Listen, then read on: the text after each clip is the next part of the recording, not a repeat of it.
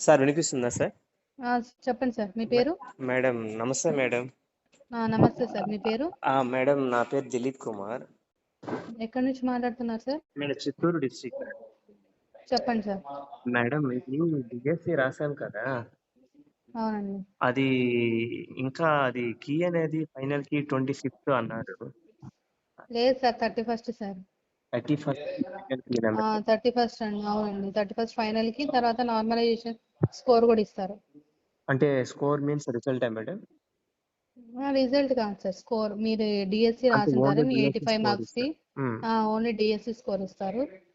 తర్వాత 10 days కి result ఇస్తారండి. టెట్ అవన్నీ కలిపి ఇవ్వాలి కదా, కాబట్టి అవన్నీ కలిపి 10 days కి ఇస్తారు.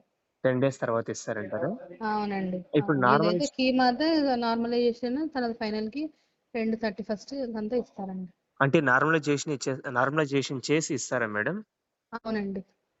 నార్మలైజేషన్ ఇచ్చిన తర్వాత మళ్ళీ టెట్ మార్క్స్ అవన్నీ యాడ్ చేసిన తర్వాత మళ్ళీ ఆఫ్టర్ మీకు 10 days రిజల్ట్ అనేది రిజల్ట్ ఇస్తారు. తర్వాత ఇస్తారు. అవునండి. అవును మేడం. ఇంకోటి న్యూస్ లో చూసాను మేడం, 11 నుంచి అది 21 వరకు. ఫేక్ సార్, అవన్నీ ఫేక్. అవన్నీ ఫేకా మేడం? ఫేక్ అండి. Okay okay. అది టీవీ ఛానల్ వచ్చింది మేడం, 10 టీవీలో స్క్రోలింగ్ లో. అది ఫేక్ సార్, అది ఫేక్. Okay okay madam. ఎప్పుడు అవుతుంది మేడం కౌన్సిలింగ్? మీకు ఏమైనా ఐడియా ఉందా మేడం?